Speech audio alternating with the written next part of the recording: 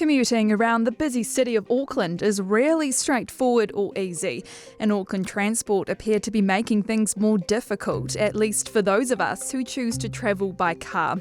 They were unavailable to speak to Focus, but said in an earlier statement that cars would become the lowest priority of curbside space.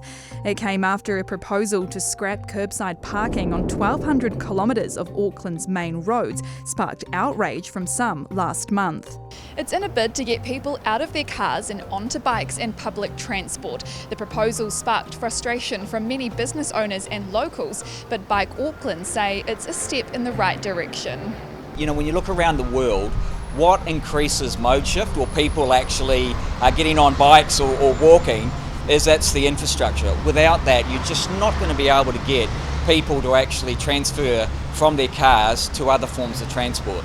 So, look, absolutely what they're planning to do is the right thing. It will encourage more people. But they're not entirely satisfied and say more can be done faster. So Auckland Transport have some very good people working for them that know what to do with the roads, that know how to actually build great infrastructure. Unfortunately, somewhere along the lines, it takes too long and it costs too much.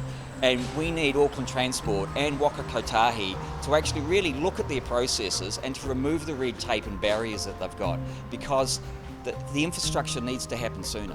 It's not just the removal of parking that's caused an uproar, but new costs being imposed in some areas. AT's draft parking strategy includes plans to begin charging motorists $2 to $4 a day at park and ride stations. Earlier this month, a new paid parking policy was also proposed in Browns Bay in a bid to reduce the high demand for car parks. But AT hit the brakes after meeting with business leaders in the area who expressed concern. They've committed to not proceeding with the plan for now, but haven't ruled it out, and it's left locals upset. For some people, it will become burden and people will try to find different way to avoid it. People will go elsewhere. Everybody needs the support, especially the small villages like Browns Bay. We don't want here any parking meters or anything, just they need to try to get the money from somewhere else, not from the Browns Bay. In Grey Lynn, businesses have been feeling the pinch after paid parking was introduced a few years ago. You know, it becomes a bit of an arm wrestle to try and get prime parking as close to the workshop as possible, and then now coupled with traffic wardens and fines being issued and stuff like that, it just makes it even harder. We probably paid out about $1,500 to $1,600 in fines over the last 3 months.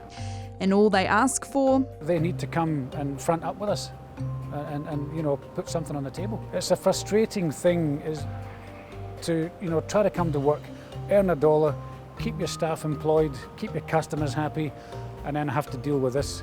It just, at the end of the day, it's going to get to a point where, it could force smaller businesses to close. In another statement, Auckland Transport said introducing paid parking can reduce congestion and the time people spend driving around searching for a space. Only time will tell whether this is the case and whether more Aucklanders indeed turn to public transport and bikes to get around the city.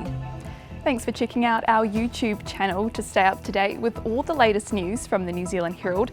Click the subscribe button below or check out one of the videos here, and head over to nzherald.co.nz for more details on these stories and more.